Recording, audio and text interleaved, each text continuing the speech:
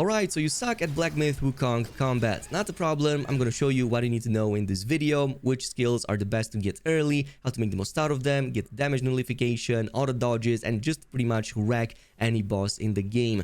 Starting with some of these abilities right here, pay attention to the following: Resolute Counterflow, especially offense and defense, and there's also an option for the pillar stance via the churning gale. However, the first two that I mentioned are probably the best. This is why I also said previously that I much more enjoyed smash and thrust stance early on, as they are much better to be built from way fewer sparks. Plus, of course, they have an auto damage nullification or an auto dodge depending which one you pick. So let me explain them, starting with the Resolute Counterflow. I'm just gonna read what the tooltip says. So performing heavy attacks during light attack combos with a focus point consumed allows the Destined one to execute Resolute strikes.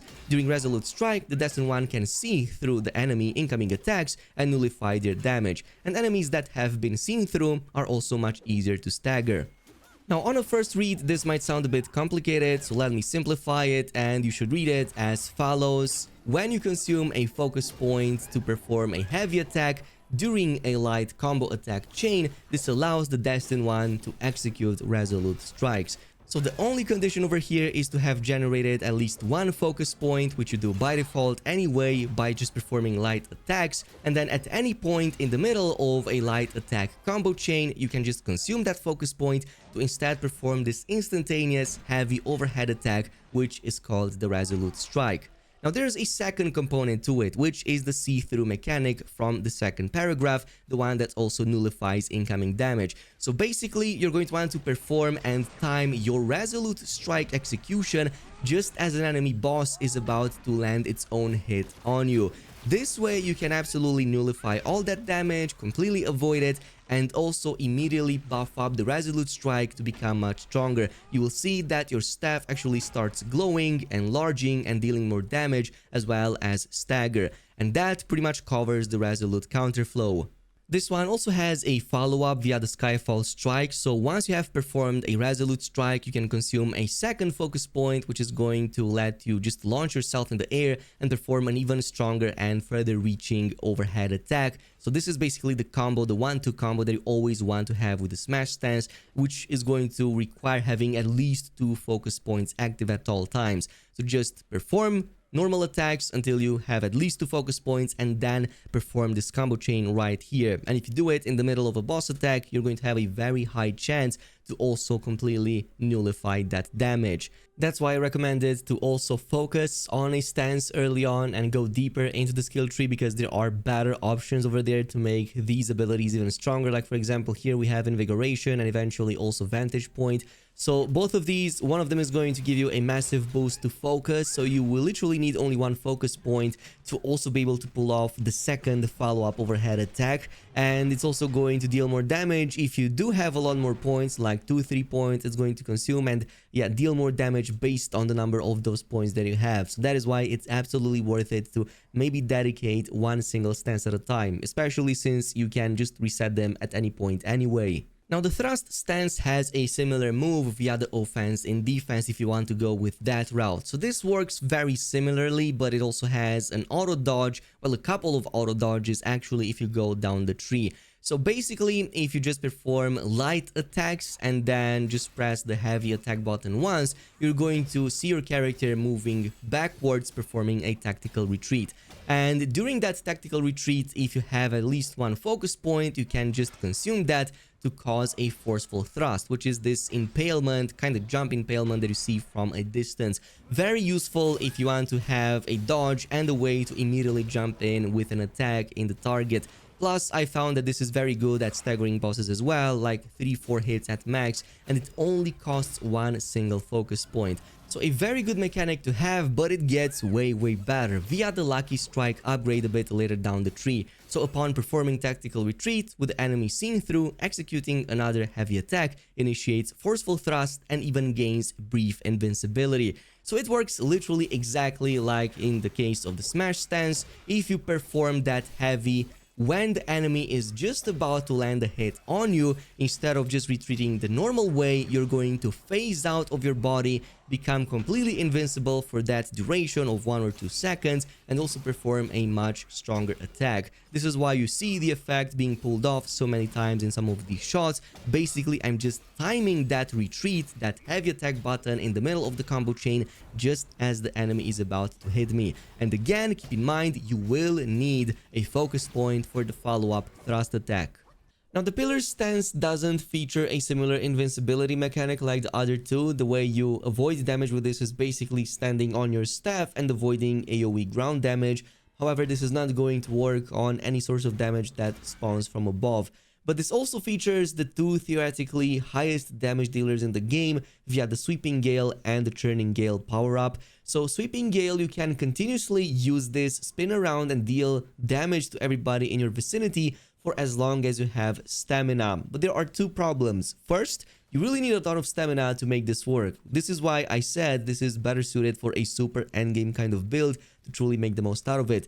Second of all, you can kinda easily get overwhelmed and even knocked out of that animation even by normal enemies, to the point that you're not going to get the full extent of the damage on all of them.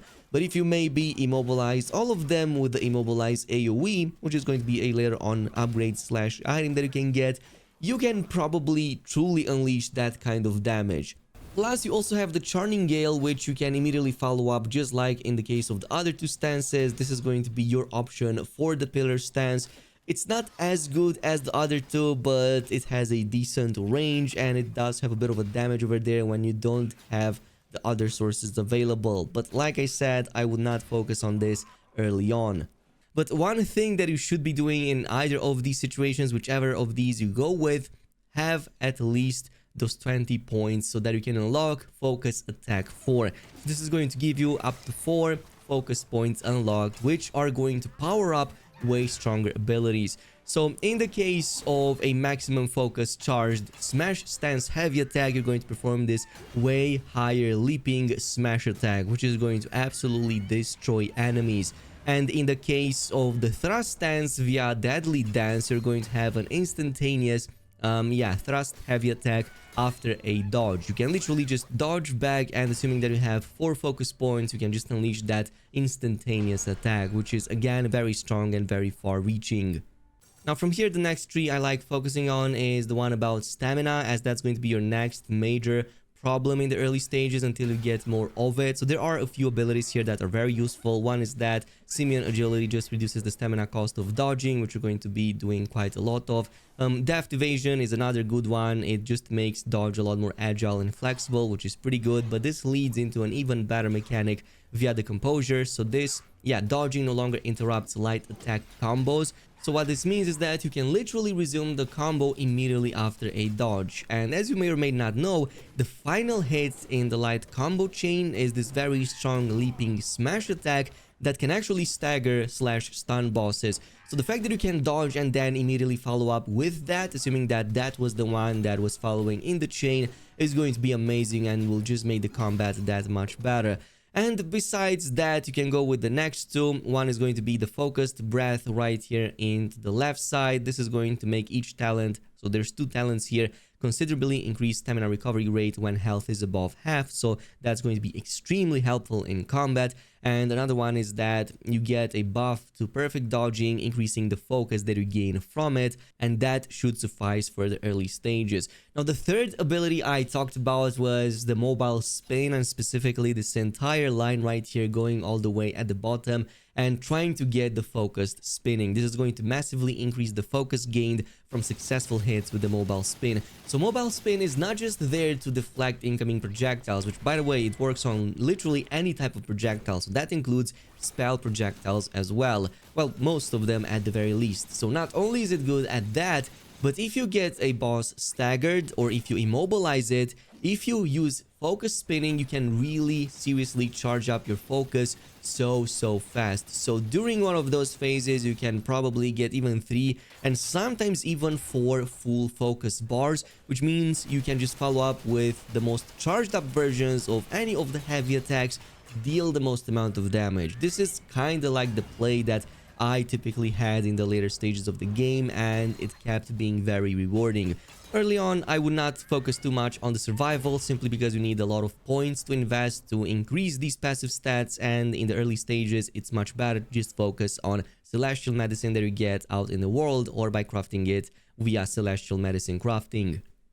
Now, a third point of discussion is immobilize. You should probably always have this, and even in the end game, it's amazing. You can pretty much immobilize any target in almost all of its phases. Well, with a few exceptions, but for the most part, immobilize is strong early because you also get an armor set from Chapter 1's secret boss encounter that further buffs the damage as well as reduces the cooldown on it. You can further buff those two by just going full on in the entire skill tree, so Crash and Evanescence increases damage against immobilized targets and especially against targets that have been immobilized in the middle of an attack. This is typically what you want to do. You can also recover a moderate amount of mana when you crash it, assuming that you deal enough damage to crash that. So definitely something that you would want to pull off, especially if you want to extend the duration with Time Bargain, which is going to consume some additional mana.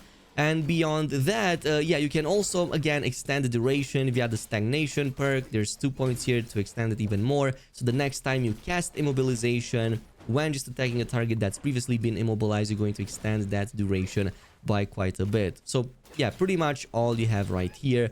Ring of Fire. Now, there's a case to be made about Ring of Fire. This becomes a lot more useful in literally like the last parts of the game, just because this has a very good heal baked into it, because it also recharges your focus very fast. So Ring of Fire, this can be an extra source of healing if you tend to consume your healing potion way too often. So probably invest into this if you're struggling with survivability or if you constantly see yourself at low HP values in the early stages.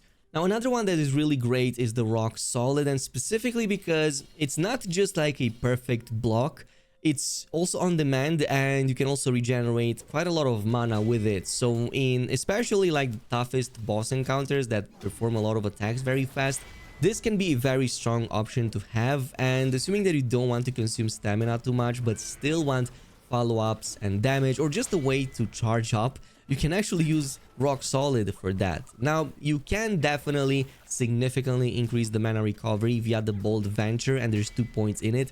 I recommend eventually going for this, but early on maybe it's not as mandatory because it also reduces the deflection window, so it's much narrower, so you have to time it just right before an attack. But it's still quite forgiving, way more forgiving even in this situation compared even to the perfect dodge.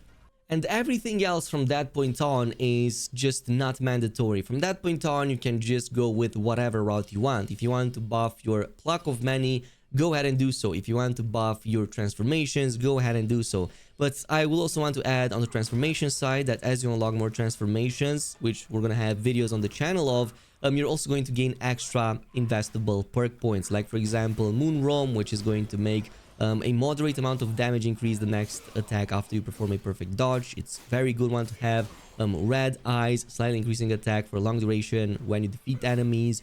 Cold Edges, reduces cooldown of alteration spells. So definitely something that you should look out for and unlock as many of these as possible. Currently, I have 5 unlocked other such transformations, which also came with a different perk associated. But again, your option, pick whichever you need. The only ones mandatory were the ones I already covered. That's pretty much it. Thanks much for watching, and I'll see you in the next video.